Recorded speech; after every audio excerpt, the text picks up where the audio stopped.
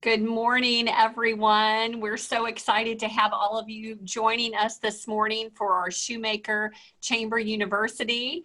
I want to turn it over to Kelly Monty, my colleague, to just share some best practices with us about today's call so that we can all have some great takeaways. Thank you, Heather. Good morning, everyone, and glad you could join us. Just a few guidelines. If you would continue to remain on mute, and also give a big shout out to our great speaker this morning, Joey Brannon, with your full name for attendance purposes. And if you do have any questions, please place them in the chat box, and then Heather is going to address those questions at the end of Joey's presentation. So I'll turn it back over to Heather. Thank you. Great. Like I said, good morning, everyone. I think we are in for a real treat this morning. It is my honor and my pleasure to introduce to you Joey Brannon, the founder of Axiom Strategic Consulting. Joey is an author and a business owner. He started Axiom in 2005 with a vision to help small family-owned businesses be able to achieve their goals. Many small businesses and owners lose sight of their dreams after day one. And Joey's focused on reconnecting them with that vision, which is the first part of the process. As a CPA with over 20 years of business experience, Joey brings both financial discipline and creative strategic thinking together in one process. He helps companies to build practical and strategic plans for growth, engages with their leadership team to help them to execute those plans. He also coaches business owners and their direct reports through tough decisions and setbacks. He has a three-tiered approach to strategic planning, and Axiom has a proven process for driving business and mission growth. His clients range all industries and geographic markets. Over 80% of Axiom's clients have a second or third generation involved in the business, which for those of you who know about businesses, that's a very tough thing when the original owner, passes a business on to a second and third generation. Joey works with these families to continue to extend the reach of their mission and legacy. He's also a Florida native. He's been married to his wife, Josie, since 2000. So I don't know if you have or you're getting ready to celebrate that 20-year anniversary, but they have 3 children. They're both actively involved in their church, which is Cornerstone of Lakewood Ranch. He serves on multiple boards here across the region, the Manatee County Family YMCA, Parenting Matters, Realize Bradenton, and Marriage and Family Works. And he's served on an additional array of boards. I don't know about all of you, but I've got my paper, my pen ready. I am ready to learn from Joey. Thank you so much for joining us, and I will turn it over to Joey Brannon. Thanks, Heather. I'm excited to be with you guys this morning. Hopefully we'll cover some ground that's a little bit familiar to you, but also some stuff that you haven't maybe addressed in a while, maybe some stuff that you're just kind of starting to consider because you've heard about it one place or another. I tell everybody that the stuff that we do with business owners really isn't rocket science, but there's a discipline and there's a process to it. And when it comes down to kind of what we're all struggling with in organizations, if you're a leader in an organization, if the business owner in an organization, you feel like you're being pulled in 100 different directions every single day. And part of the promise of leadership and responsibility is freedom and autonomy. And we know that we have to serve others. We're going to talk about that. But with businesses, business owners in particular, and the leaders in those businesses, we find that getting pulled in 100 different directions isn't the only frustration. They also just don't get the freedom that they really wanted. And so the things that we're going to bring to the table today are really meant to accomplish those 2 goals, to bring some clarity to what you're trying to accomplish and what you should be focused on, and also to give you freedom, give you an opportunity to work at your highest and best use. So we're going to walk you through kind of some of the building blocks that we cover with businesses. And really we want to set the stage for today by saying we've got 2020 has been a crazy year. Like everybody's in agreement that it's kind of been, none of us have ever dealt with anything like this before. The economic environment, the public safety environment, The home environment. I mean, I was telling Heather right before we started the call, I've got 3 kids in 3 different schools going to classes on 3 different schedules. And so our families had to adjust too. But we have, 70 some odd days left in this year. And as much as we would like to say goodbye to 2020 and look forward to 2021, those of us who spend those next 70 odd days focused on the right things are going to be in a much better place to take advantage of next year and hit the reset button. I know there's a tendency to kind of get to the holidays and just kind of coast and just, okay, like we did it, we made it, we're going to push to make a final few numbers, and then next year we're going to get to the lion's share of the work. But I want to encourage you today to really come out of here recharged and invigorated and ready to tackle the next 70 days so that next year can be all the more profitable and productive for you. So the first thing that we're going to talk about is culture. And so when we talk about strategic planning, this is kind of the bedrock. I mean, there's planning and there's execution. There's those 2 sides of the world. And when it comes to execution, your culture is going to make the difference between a team that executes well and a team that struggles. And it really comes down to these 4 elements. Values is definitely the most important. This is the one that we talk about most often with our teams. And I don't want to overcomplicate this. A lot of the stuff that we use with teams, we are very good at stealing ideas. We're very good at finding somebody who's figured out a way to explain something and then using it with our business clients to make a difference. And what we found is that a lot of the stuff that's written for small businesses, a lot of the help guides, a lot of the books that are out there, they're really written from like a Fortune 100, Fortune 500 perspective. And it's easy to get caught up in these kind of grandiose strategic plan designs and these big flowery statements. But the bedrock of any strategic plan, the bedrock of any culture in a business are the values in the business. It's not the mission statement. It's not the vision statement. It's the values. And don't overcomplicate it. It's simply 3 or 4 words, possibly 5. Although if you were one of my clients, I'd really dissuade you from going into 5 values. 3 is excellent. 4 is okay. But they're just words, right? All they are is they're words. And the words are essentially placeholders for the definitions that you're going to put on those values. So when we talk about values and definitions, your definition is really the only one that matters. I could say that integrity is a value of my business, and you could say integrity is a value in your business, but the way that I define integrity might be completely different from the way that you define integrity.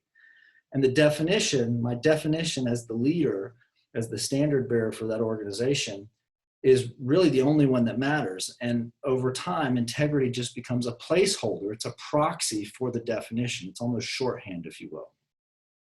So I'll give you our example. This is straight out of Axiom. This is our company. We have 4 values, only 4: care, truth, diligence, and learning. And we've defined those to mean care means we love those we serve. Truth means we speak the truth even when it's difficult. Diligence means we bring the right amount of work to the task. And learning means we read every day and learn to ask better questions. That's it. And I can tell you that we had a very difficult meeting, a very challenging meeting with a client in a family business yesterday afternoon. And every single one of these values came into play. We went into that meeting knowing how much we cared about those people and that family. We were committed to saying some things that were probably, they had the potential to offend, they had the potential to upset, but we were saying them in love and care, and we had to trust that would come through. We did a lot of work on the front end to make sure we went in prepared, and we've got some work on the back end to make sure that we follow through. And we went in very humble, knowing that we didn't know everything, and we had an opportunity to learn just by asking questions about the situation. These values, if you're not having values conversations every single day in your business, you're kind of missing out on the secret sauce that drives really excellent performance on a team. Most of the time when team members struggle or when business owners get frustrated, it's not necessarily what a person is doing, it's how they're doing it. And how they're doing it gets down to behavior, and the only way to evaluate behavior and to work on it and to constructively give people feedback is to bring them back to a concrete set of values that never changes. In your plan, the values are the one element that never changes. It doesn't matter whether I'm selling consulting services or if I started a business selling air conditioners, or if I was an asphalt paving company. If Joey starts a company, the values of that company are going to be care, truth, diligence, and learning, because they're a reflection of the culture that I want to build as the leader. Next, we're going to talk about vision. Vision is simply a description of where you're trying to get with your team. What is the end goal? And what's really cool about vision is that in the early days of a business, vision is the only thing that matters. It's the only thing that will differentiate two businesses who sell the same product to the same market in the same community at the same prices. You know, there's going to be lots of areas in the future for them to differentiate themselves, but early on, vision is the only thing that matters. And if you doubt me on this, I'm giving you an example here in the pictures. And this is a picture of two businesses. These are two drugstores, right? They're in the exact same market. They're actually in the exact same town. And they're literally right down the street from one another. And some of you may recognize them if you've heard me speak on this before. Some of you may not.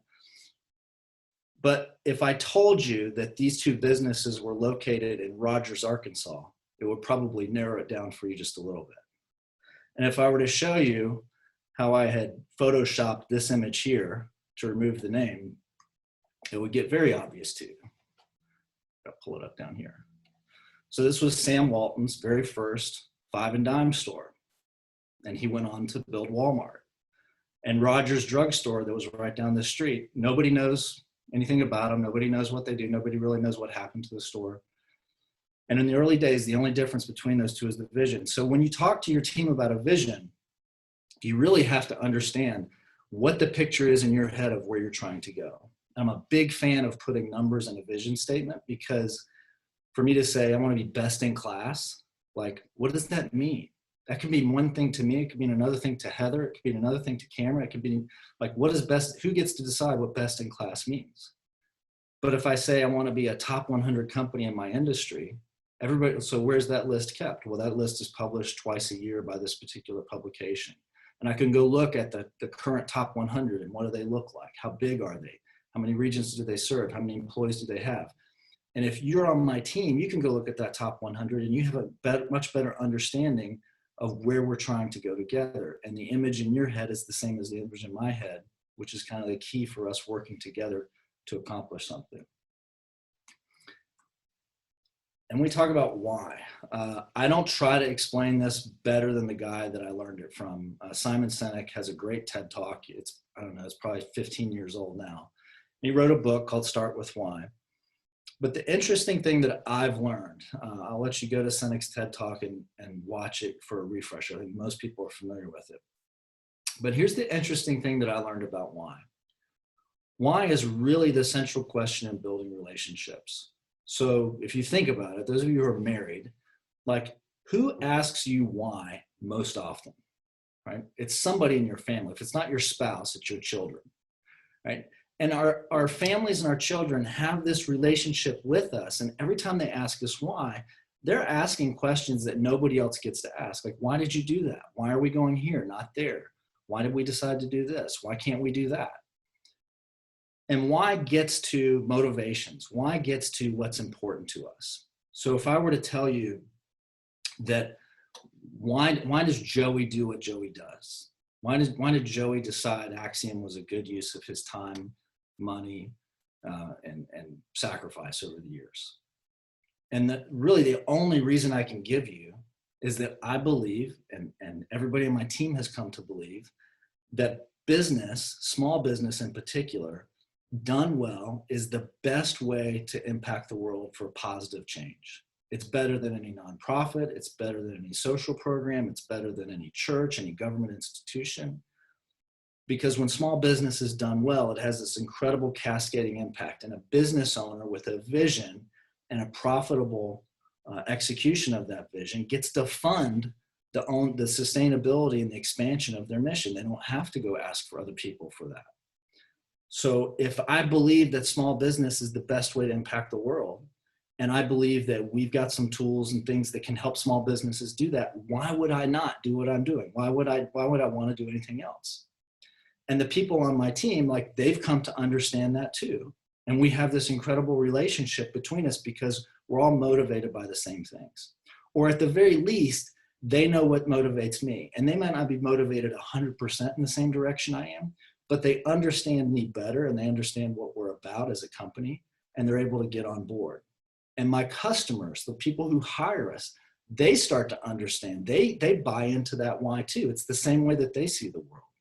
And the partners that we work with, like the chamber, they understand the same thing. And so we're able to build these relationships because we come to see the world in the same way.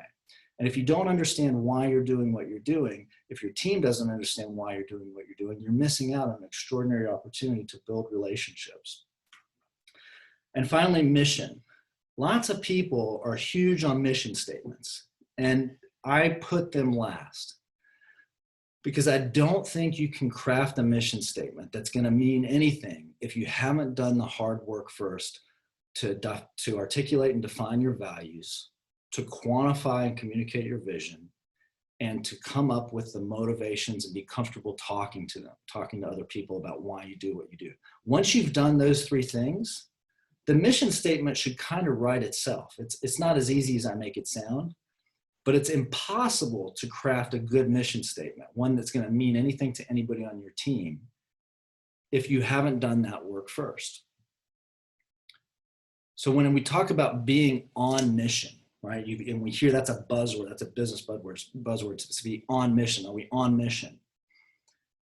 And I don't think most people understand what they're talking about when they say that. But what I want them to understand, and what I want everybody to kind of grab a hold of, is that being on mission means that we are talking about values every single day. We are running the business in a way, in terms of prioritizing the things that are most important and spending our time in the places that we think are best, based on where we're all trying to get together. What's the vision of the company? We're able to actually put some long-term priorities out there because we have a vision that may take us 5, 10, 15, 20 years. So that makes setting targets for the next 2 to 3 years, setting goals for the next year, much more feasible. And we're building relationships by being open and honest about why we do what we do. It's not about lining our pockets. It's not about getting rich. It's not about taking advantage of anybody. It's about actually, what is it that rolls us out of bed in the morning and makes us feel like we've done good work at the end of the day? And if we've done all those things, then the mission statement should mean something. If we haven't done any of those things, you'll find what you find in most companies, which is a mission statement that nobody knows. And when you read it, you're left kind of wondering, what the hell are they talking about? It doesn't make any sense to me. So that's culture, right? And if I were to describe culture in a nutshell, it is those 4 benchmarks. And I'm going to go back to the first one, values.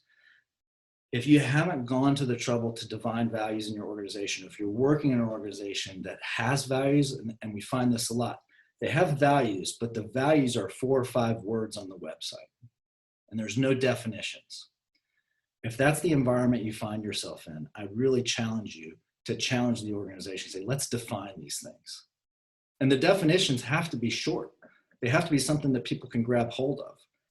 And here's the other thing I'll say about values before we move on to the next section. There's a hesitation. We see this in a lot of areas of business. So I'll give you another illustration first, and we'll come back to values. We know all the data points to the fact that businesses who will narrow their focus and narrow their market and narrow their products and narrow their demographic, they will outperform those who want to be generalists. We know that. We know it explicitly from the data. But it's almost impossible for us to sit down as a business owner and say, we're not going to sell this product. We're not going to take this money from a customer. We're not going to move into this market. We're not going to add this additional service. And to constrain your focus and narrow yourself and to niche your practice is an extraordinarily difficult thing to do. Because we want to accomplish so much and we just keep piling stuff on. And what we actually do is slow ourselves down and accomplish much less than the people who have less amount on their plate, less stuff to carry out in their backpack, and they're able to run much faster, much harder. And values are the same way. There's going to be a tendency either in picking the values themselves, the 4 or 5 words, there's going to be a tendency to try to accomplish everything, to try to please everybody, you know, and you could come up with a list of 20 values and they're all good values, but there need to be 3 or 4 in there that are the most important. And you need to be willing to kill off the other 16 or 17 in order to get to those 3. And when you write the definition, there's going to be a tendency, there's going to be a desire to write a paragraph for every one of them and try to make that value of integrity mean absolutely everything it can possibly mean to anybody in your organization, any customer, any prospect, any potential partner. But you got to kill off all the definitions except for the one that means the most to you. And when you do that, you'll find that the same way that a business that can constrain its product focus, that can constrain its service offering to a smaller branch, and they're able to accomplish a lot more, you'll find that you're able to accomplish way more with a set of 3 or 4 concise values than you will ever accomplish with a broad manifesto of 6 or 7 or 10 values and 2 sentences for each, and a Bible verse attached to them, or a philosophical saying from some great, you know, human being. Don't go there. Just make it stupid simple and get it so that your people can understand it. Care, truth, diligence, learning. Everybody who walks in Axiom's doors, who gets on a Zoom call that's on our team, they can spout those 4 values. And because they're concise, we can talk about them all the time. They affect everything that we do. Values are definitely the most important. So let's talk about leadership.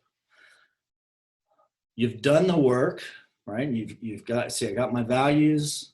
I've got my vision. I know where we're going. I can explain it in clear terms. People know what I'm talking about. They're on board. We're all going there together because we believe in the same why.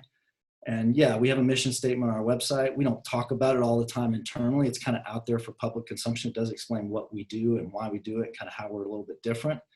But for us, on mission is values, vision, why. And we're on that all the time. But we have nobody in our organization who's willing to accept responsibility. You know, we have problems at the leadership level. And this is something that every business is going to have to face. Now, I don't know if you've ever met this guy, right? We'll call him Larry. This is like a stock image, so I don't want you to think that this was taken at my kid's soccer game last weekend. But Larry, you know, this might be Larry at the soccer game, right? And he's getting all over his kid. Hopefully he's not getting on somebody else's kid. But do any of us want to go to work Monday morning and have a meeting with Larry? Do any of us want to pull into the parking lot of Larry's business and sign up for his team? And a lot of people meet Larry Monday through Friday and they think Larry's a great guy. But if you join his team, sooner or later, you're going to see Saturday morning Larry. And my point is that when you're in leadership, there's no off switch. There's no silo between your private leadership life and your public leadership life.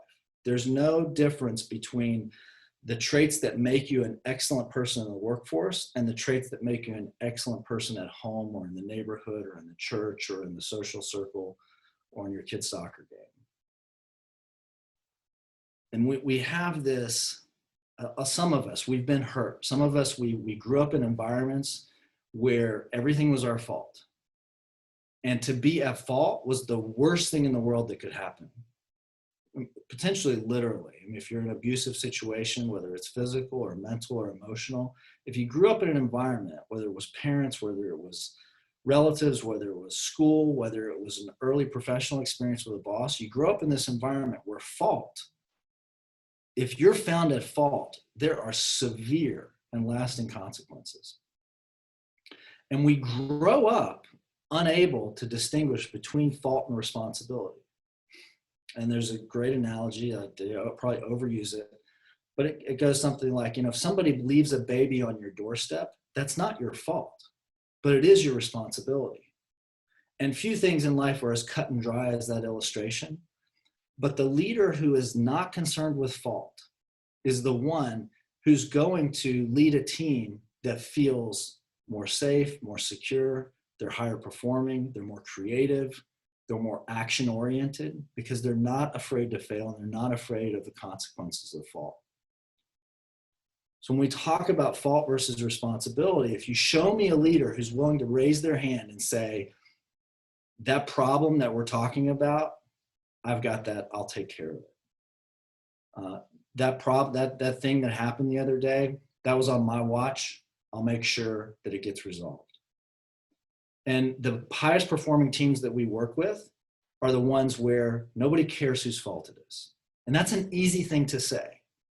But what happens when you start putting fault out there, we do it as business owners and we do it as leaders because we think we got to watch out for the customer. We have to hold people accountable.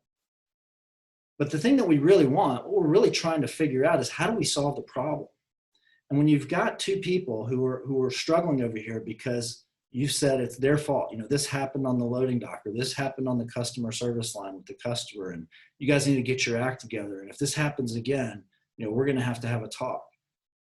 And those people are paralyzed in terms of being able to do anything to actually solve the problem. There's nothing they can do to solve the problem because the burden of fault that you've put on them is kind of crippling them from an emotional standpoint. And they're scared to death that they might screw up again, which makes them very unlikely to take any action that has any hope of really resolving the problem because those actions almost always fall outside kind of the normal operating procedures. When we're fixing something that went wrong, by definition, the things that we would normally do to keep things on track aren't going to apply to that. So we're asking them to go out of their way and do something different, but we're blaming them and placing fault in a way that makes it very unlikely they're ever going to do anything that's different. So as a leader, you need to accept fault. Take those errors for your team. It doesn't matter. At the end of the day, you're the leader. What do you care? Your responsibility is to fix the problem. Now, if you work for Larry, if you work for a leader who's constantly pounding you and finding fault, life's too short. You can try to influence that person. You can try to lead up the chain of command. But eventually, I would probably encourage you, go find somewhere else. You're too good of a leader to waste it on somebody else's watch. Now, let's say that you don't work for Larry. Let's say that you are in charge. Let's say that you do have, kind of the title, the authority, and the responsibility. And you're like, this sucks. Like, why do I have to be the one who's always the model citizen? Why do I have to be, why does the quality of my marriage matter in my professional environment? Why does the way I parent my kids matter to my employees? Why is everybody sticking their nose in my business? And if that's just too much for you, if that's just not your cup of tea, that's okay. You don't have to be a leader. Like, if you're a leader, you do have to accept that pretty much everything you say is going to be said with a megaphone. There's no whispering when you're a leader. Everything you say comes out louder, comes out stronger, you have to be much clearer in what you communicate. You have to do it with much more emotional intelligence. And your personal life matters. The way you handle yourself matters. The places you go matter. And I'm not trying to be moralistic. I'm just saying that if you're Larry and you're on the soccer field on a Saturday morning and you lose it, there will be consequences Monday through Friday at some point. And we just have to accept that. We talk about customers. So we really don't want to talk about customers. We really want to talk about employees. And I don't know if any of you ever worked for this kind of company. This is a Dairy Queen marquee sign, right? Found this on the internet. And on the sign, they put, Abby, you need to show up for work. So that the whole world knows Abby has been late, Abby has been absentee. And it's kind of a funny sign. But I think we've all experienced businesses that are much too quick to throw the team members under the bus, to throw the employees under the bus. And, it has become cliche, the customer's always right. I think a lot of people would say intellectually, no, we know that's not always the case. But in practice, we still see business owners, particularly leaders, who are choosing customers over their team members, who are throwing people under the bus to save face with a customer, who are glossing over their own inadequacies as a leader and their own failures to accept responsibility by shifting the blame to somebody else on their team. And if you're going to be a leader in a business, if you're going to take if you have any hope of building and executing a strategic plan, your customers have to come second. Your customers, and this is the thing I try to tell business owners all the time, like, your customers don't need you, the business owner, to care for them. There's probably way too many of them. If you get a business that's even of moderate size, there's too many customers for the business owner to care for every one of them. What your customers really need is for your employees to care for them, because they're the ones that they can get on the phone. They're the ones they can get to come out to their house or the business. They're the ones that they can get to deliver the product or the service. You're too busy. So if your customers need your employees to care for them, who's caring for your employees? And if you're not doing it, then I can tell you your customers are probably frustrated. You got to put your team members first and trust that everything else will work out. And then finally, what we're talking about when we talk about building and executing a strategic plan is we're talking about essentially kind of like taking a journey, right? We're going to start here in Sarasota, and I said, hey, I've got this road trip plan. We're going to go on a road trip together. You go, great, road trip. And maybe last week we were talking about Boston, and Boston would be this great place to go on a road trip. Right? And so when I say road trip, you automatically think Boston. We're going to Boston. Great. I've always wanted to go to Boston. Great culture scene, great sports scene. There's going to be lots to do there. Let's go to Boston. But you don't say, let's go to Boston. You're just like, I'm in for the road trip. And so we start up 75 and we get somewhere around Valdosta, and I take a right-hand turn. And you're like, whoa, we're going to Boston. I'm like, no, we're going to Nashville. You're like, man, I'm hungry, I'm tired, I'm cranky, I'm irritable. I thought we were going to Boston. I put up with all this for Boston, but I'm not putting up, I don't even know where we're going. And that describes a business that's operating without any vision. An organization doesn't have a vision. Like, you're asking your people to put up with pain, discomfort, inconvenience. You know, not every day at work is a cakewalk. But if they believe in where they're going, if they think, you know, if they want to go to Boston and that's what they've signed up for, and you're going to Boston and they're thinking about all the things they're going to be able to do when they get there, they'll put up with the pain, the inconvenience. But if we say Nashville, maybe not. So you got to be clear on your vision. What's the destination? If I say Nashville, and I go, great music scene, great food, historic city, you know, heart of the South, great hospitality, let's go to Nashville. Yeah, fantastic. Nashville, you've got that picture in your head. It's different from the Boston picture. Now we share the same vision and we're willing to get there. But to get there, we got to crawl inside this car called a business, right? So what kind of shape is the business in? Everything we've talked about up to this point is kind of foundational to where we're going. It's all ethereal. All this stuff is in your head. The values that you have, the vision that you have, the way you treat your team, the way you prioritize customers, that's all a mindset. But sooner or later, we have to actually look at how are we going to get from there to here. And if this is what your business looks like, it's going to be tough. You may not make it past Temple Terrace, much less across the state line. So we have to shift gears, and we have to get, so the mindset stuff is really important. And we start with that for a reason, because if you don't have that, you may have you may have the Ferrari of businesses, but nobody knows where it's going. You can't get anybody to get in the car with you to get there. Everybody who joins you is miserable because you're prioritizing the wrong things. But we have to have both. It's a both and. We have to have the mindset right, and we have to have the tactics and the business right. So let's talk about this. And we talk about this kind of in simple terms, and related to customers, because so much of a business is dependent on the customers. We've already talked about the team. So I feel like we put the team first, and we put the vision first, we put the leadership first. And that gives us license to now focus kind of exclusively on the customers. But we do it in that order, with that priority. So the first thing that we have to have is a repeatable delivery for our customers. So you can see the golden arches there in the background, kind of the hallmark of what it looks to process, orient a business and run things efficiently. And really, it just means you've got standard systems and processes. Every one of you can kind of take stock of your organization and grade yourself on a scale of 1 to 10, like how buttoned up are the processes? How many things fall through the cracks? Are there how-to documents that explain exactly, you know, with screenshots for new employees, how to do this, that, and the other thing? Is there training that does role play? Do we have checklists that'll keep the main things from falling through the cracks, and are those checklists used on a regular basis? Are we measuring the things in the business that are going to tell us when things are falling through the cracks? And finally, are there conversations happening in the business all the time that come back to values? I can tell you, like, we talk about values every single day here. Our care, truth, learning, diligence, we talk about those values every single day in the context of operations. Not, hey, what do you think this means? No, in this particular situation, we dropped the ball. That was a lack of diligence. We have to schedule this 2 more days earlier so that we have the time to invest. Or, hey, we walked into that meeting and we're not prepared for tomorrow because we spent too much time preparing for this meeting.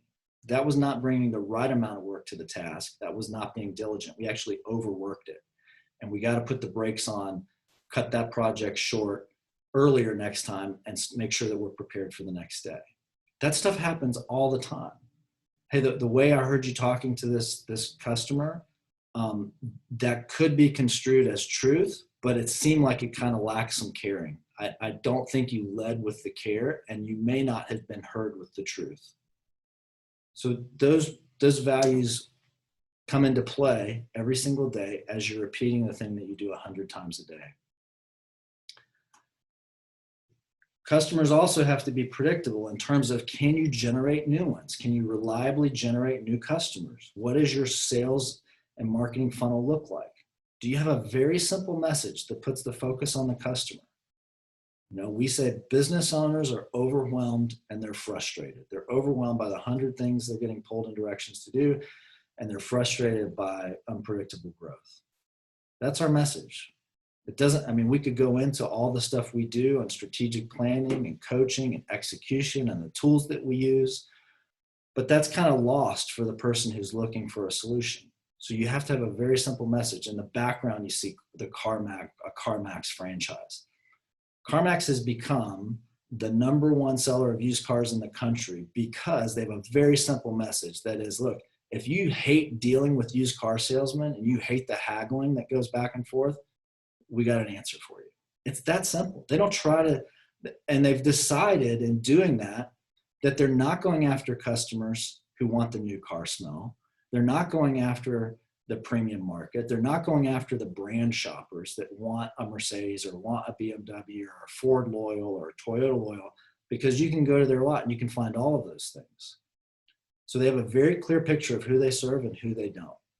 And in your marketing efforts, I would encourage you not to make it any more complicated than that. If you don't know who you serve and who you don't, if you don't have a simple message that puts them in the spotlight, then you're probably going to have a hard time generating new customers. Now, there's disciplines behind that. You know, you probably do have to be spending some money on marketing and advertising. You have to be holding some people responsible for following up on leads and bringing them to the closing table. But you can't do any of that if you haven't gotten the mindset right of generating predictable new customers. And then finally, profitable. So for the car to work, for the jalopy to make it across the state line, like, you have to have a profitable business. And what that means from our standpoint is that your industry margins, meaning the main thing that you sell, whatever direct costs and labor or materials are involved in delivering that thing, whether it's a product or whether it's a service, are you making as much profit on average as your industry? Because if you're not, something's broken. You're either charging too little or you're paying too much for your costs, whether it's product or labor. And your industry will tell you that. So in the background here, there's a picture of the Apple store at UTC. Highest square footage retail environment in the world, an Apple store. If you look at retail sales per square foot, they beat everybody. And they know that they're intentional with their pricing. Their products are more expensive, but that's because they've positioned themselves in the market to be more expensive. That's the kind of customer that they're going after. It's not because they pay more for circuit boards that they have to raise the price. It's not because they use exotic materials. I mean, they are smart and competitive in their purchasing, and they are able to drive the cost down and they realize better than gross margins across their industry. So that's what we would call the top half of the income statement, your revenue and your cost of goods sold. And then you get to and the difference between those is your gross profit.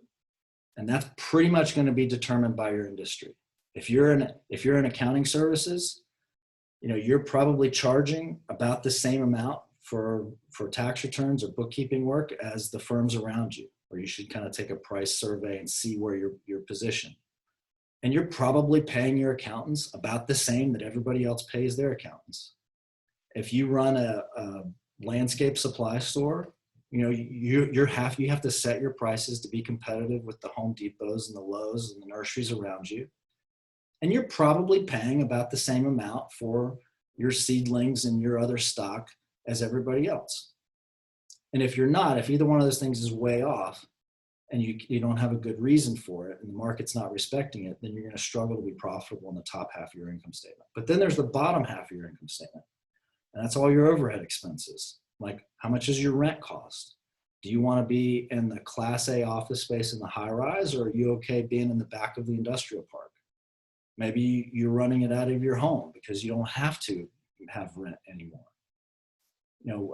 What kind of benefits have you signed up for? What kind of benefits are you paying your employees? What kind of insurance are you having to carry? And how have you managed your risks in the past to maybe get better rates?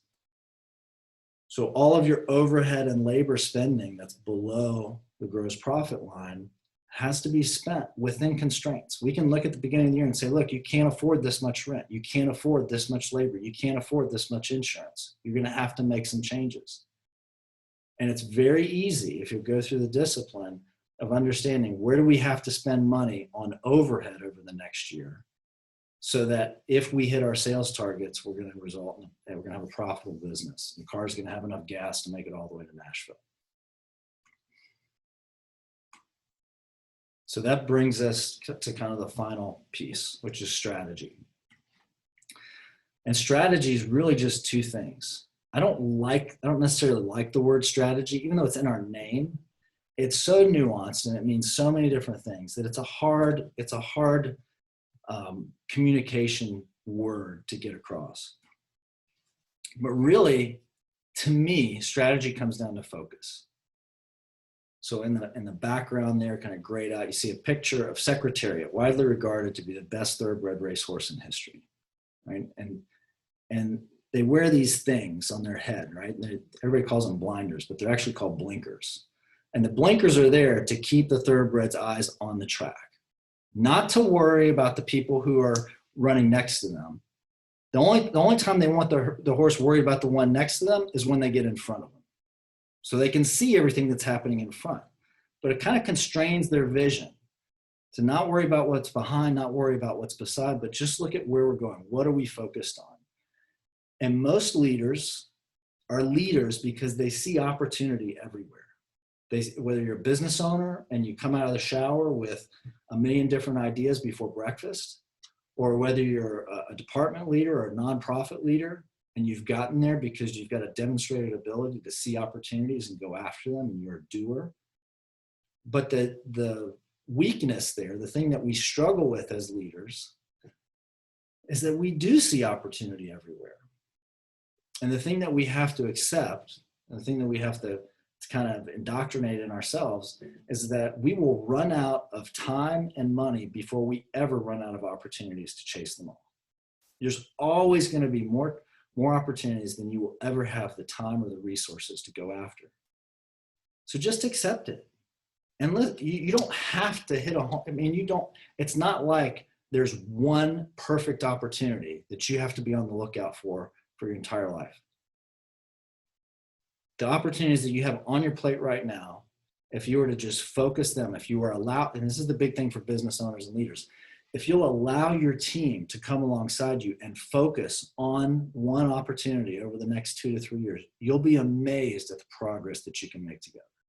But it takes a discipline of putting the blinkers on and ignoring everything else that's happening, all the other opportunities that are happening around you. We find that a lot of teams get really frustrated because the business owner comes in and they kind of lob the hand grenade into the conference room, the new idea that they got at the last conference, or the last book they read, or the neighbor across the street who said, my business is doing this. And they come back to the team and they're like, okay, so we're going to redesign our website. I'm like, man, that's a lot of work. Okay, let's get to work. And then 30 days later, the business owner comes in and says, we're going to redo our organization chart. But we're kind of in the middle of our website redesign. But okay, we're going to do all right, so we need to redo job descriptions and figure out org chart stuff. And 2 months later, they come in like, there's a great new product in the industry and we need to be the first to market with it. So we're going to get on that. Whoa, so we got the website, we got the org chart, and now we got a new product. And what happens eventually, it doesn't take very long for this to happen. Eventually, the next hand grenade gets lobbed in. So say, we need to open a new location. And the team goes, he said we need to open a new location, but this too will pass. Like that's just pretend like you're working on it. Next month, it's going to be something different. Go back to doing the thing that you think is most important, because that leader is going to come in with a new idea every 30 to 60 days. And we just got to watch out for each other. So if you give them 2 to 3 years, they actually will focus and make a difference. And the last is accountability. So the other way to say this is like focus and execution. But execution is another one of those nuanced words. I think accountability is something that's a lot rarer inside organizations. And it's accountability for everybody. It's not just accountability in the sense that people do the jobs they've been asked to do. It's accountability for the business owner. The business owner or the leader has to be accountable to the values. Like they don't get a free pass on the values. They have to be accountable for the vision that they've laid out and that people have signed up for. They can't change the destination midway through the road trip. A lot of people are going to be upset. You got to be accountable for where you're going as a team. You got to be accountable for why. If you're not willing to share your why, your motivations don't change that often. So when your why is constantly moving, it's usually because you haven't been honest with the audience in the first place about what really motivates you. You got to be accountable for your systems and your processes. The CEO, the leader can't just do an end run around every standard practice because it suits them or they don't want to go through the motions or take the time to do things the right way. They got to be accountable to customers. They got to be accountable for leadership. And the only way to do that in real life is every week, week in, week out, we work the plan. So for instance, we build a plan once a year. We go back to the plan and say, how far did we come? What were our wins? What were our losses? Where did we do well? Where did we fail? What are we going to try to accomplish over the next year? And then every quarter, we're going to do some reset. We're going to say, okay, like how far did we come the last 90 days? What do we need to be focused on the next 90 days? Every month, we're going to measure performance. Some of those months are going to happen at the end of a quarter. Some are going to happen at the end of the year. There's going to be 8 of them that aren't happening at the end of a quarter or the end of a year. We got to say, okay, like we're not doing annual planning this month. We're not doing a quarterly reset this month, but we're going to look at our performance according to the numbers and see how we're doing against our plan. And then there's 40 other times during the year that aren't a month, they're not a quarter, they're not a year. They're just a regular old week. And we have to be focused on the plan and holding each other accountable to the plan every single week. And if we're taking advantage of those 52 opportunities a year, then we're going to make a lot more progress than our competitors who might be satisfied with a quarterly sit down with the leadership team or bring a consultant in once a year to try to tell us what's wrong with the business. Or maybe even sitting down 12 times a year to look at the monthly financial statements. Show me a business that sits down 12 times a year with the leadership team and show me a business that sits down 52 times a year with the leadership team. And I can tell you exactly which one is going to be more successful. And it just comes down to accountability.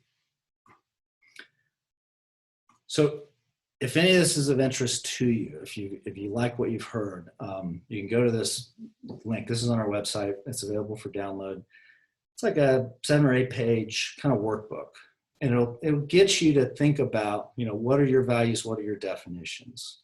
What are your most profitable products? What are the things you need to prune back? Who are the people that are going to help you do this? And this is what I would encourage you to work on during the 70 plus days that we've got left in this year. Don't take the time off. Don't just wait for 2021 to get here. Go ahead and get the house in order, lay the building blocks, and if we can help, let us know.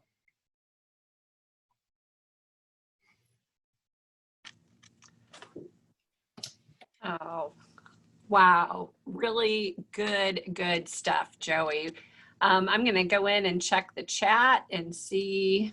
I think we did have a couple of comments. Do we have any? I did have one. What words, because as you know, leaders, especially during this year in 2020, have just spilled out, to their teams. And do you have any advice for leaders on how, to continue to show up and bring that energy that you do need to, continue to motivate the team? Any suggestions, for leaders personally or professionally of what they need to be doing to get their head right? Yeah, I think it's interesting. I think a lot of us we've been brought up in an environment where leadership is defined as charisma. And kind of the paragons of leadership, especially in the business world, are these incredibly charismatic characters. But what we see in practice, and we work with a lot of business owners, is that, maybe 20%, maybe 30% are charismatic. The rest just aren't. Like, they're engineers, they're accountants, they're lawyers, they're just business owners. And the charisma matters very little. It's great. I mean, everybody loves the cheerleader who can rally the team. But I think people value just as much, or potentially more, the slow and steady business owner or leader who is staying focused, who's staying on track. And I think you set yourself apart if you're willing to be held accountable to a plan. Like, we've worked with a lot of business owners and kind of got introduced to them, and we end up not working together because a lot of business owners like the idea of kind of being master of their domain. And if they feel like working the plan on Tuesday, great, I'll work the plan on Tuesday. But Wednesday, I want to go fishing, or Thursday, I kind of want to do my own thing. And for a business owner to sign up to be accountable to the plan that they've built with the team says a lot to the team. And it sets the example that the team needs to put the plan in front of their own interests too. But whether you have charisma or whether you don't, whether you're slow and steady or whether that's a challenge for you, the one area that you can absolutely set yourself apart from 99% of the people that we call leaders out there is by showing up every day and answering just 2 questions. For every person on your team, you got to answer these 2 questions. How are they doing? And what do I need to provide for them to be successful? That's the only 2 things that you have to worry about as a leader. If you're out of touch with how your people are doing, then they're basically going to feel like you don't care, and they're going to stop working very hard. But the biggest thing, your biggest role, like, you're the resource provider. That's the only thing that you're there for. Like, at some point, when you start off freelancing, when you start off as kind of the one-man show, like, you just do it all. But if your vision is to go somewhere that you physically can't do it all, you're going to have to rely on other people. And a lot of leaders think they can crack the bullwhip and just get people to do what they want them to do, because maybe that's the way that they were mentored, or maybe that's the way they were taught. But eventually we all kind of figure out that if I really want if I want us to get there, then I got to figure out what is it that they need from me. And I just got to provide it. I'm the resource provider. That's my only job.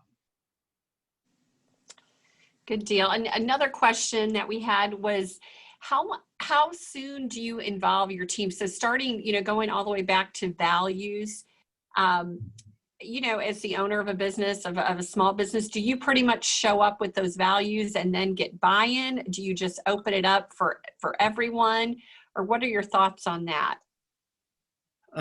So we have a pretty kind of pragmatic approach to it. And my personal feeling is that really needs to come from the leader. I mean, try to legislate values by committee. Like, one of the worst things that can happen is that the leader doesn't buy into 1 or 2 of the values. And we're really good at identifying values. We're really good at wordsmithing and defining values, but we can't do that for any of the businesses that we work for, because if we take Axiom's values and put them on a wall for our client, they don't mean anything to the client. So if the person that it matters to the most, the leader, is the one who's got the sway, the influence, in some sense, the bully pulpit. The leader has, what should happen is those values should be on the wall. And every person who comes to interview for that business should sit down with the leader, and the leader should say, you see those 4 values on the wall, you see the definitions. Do you feel like you could work here and live those out every day? Because those are non-negotiable. Like if you're struggling with competency, if you're struggling with performance, we can get you training. We can get you resources. We can get you help. We can move you to a different seat on the bus. But those values are sacrosanct. That determines who gets on the bus in the first place. And if the leader's not willing to sit in the driver's seat and let people on the bus who should be on the bus and say no to the people who shouldn't, then it's going to create a toxic culture, because you're going to have some people who are all in on the values, and you're going to have other people who believe they really shouldn't have to worry about those.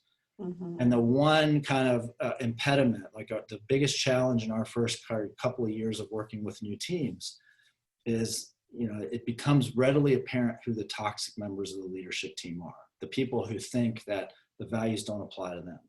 And it's a hurdle that a lot of businesses have to get over in the early days of building strategic plans and actually trying to work the business according to a plan, because nobody sat that person, to be fair to that person, nobody sat them in a seat in the conference room on their interview and said, are you okay with this? They're like, I didn't sign up for this. I didn't sign up for care. I don't have a caring bone in my body. I'm all about getting the work done. And so, you do have to, if those people want to be on the team, you're going to have some honest conversations with say, I know you've been with me 17 years and this is going to be difficult, but I need you to come along. I believe in you. I support you. I want to know how you're doing. And that's where that being able to answer that first question is, look, do you know how your people are doing? Do you know how they feel about the values? Do you know especially how they feel about change? Mm-hmm. And the biggest challenge most leaders have faced in the last 9 months is the extraordinary amount of change that has been laid on their plate and the plates of their people. And a lot of them have just run out of the mental and emotional energy to keep up with it all. And that's where, it's hard. I mean, it's been harder to be a leader this year than at any point that I've ever been doing this kind of work. But, that's the thing. Like, if it's too hard, you don't have to do it. Like, you can go get a job doing something else. But I believe, those of us who are in positions of leadership, like, we were called to do this. We know in our bones that this is what we were meant to do. So, if that's in your bones, then you find a way to wake up in the morning and go ask people how they're doing. Great. Any additional questions for the chat this morning? I have a quick question from the Rainbow Center. Joey, are you from New Jersey? No, I'm actually a Florida native. I'm sorry. When I heard Joey, I thought it was from New Jersey. I'm a Jersey boy, so sorry. Oh, good deal. Well, if there's no more questions, we will close out today. I know we will certainly be inviting Joey to come back and join us. This was such good information. And, I think the timing of it for us all to really give some intentional thought for our businesses. So often I know business owners, and myself included, we get down in the trenches and we really do, it's a great time of year now to kind of pull back, take a look at some of these big picture items, and really be intentional as we, start planning and coming up with our game plan and our strategies for 2021. So Joey, thank you so much for this incredible information. A lot of meat and potatoes in there today, which I absolutely love. I'm going to turn it over to Kelly, who's going to share with us some upcoming events that we've got going. Thanks, Heather, and thank you again, Joey. That was great. Just very quickly, want to share 3 events that we're having next week. Next Tuesday, we're having a Good Morning Sarasota at 7:30 a.m. This will be an in-person networking event at Carlisle Inn, and registration is limited. So if you want to attend, please get registered right away. Thursday, we're going to have a CARES Act program review.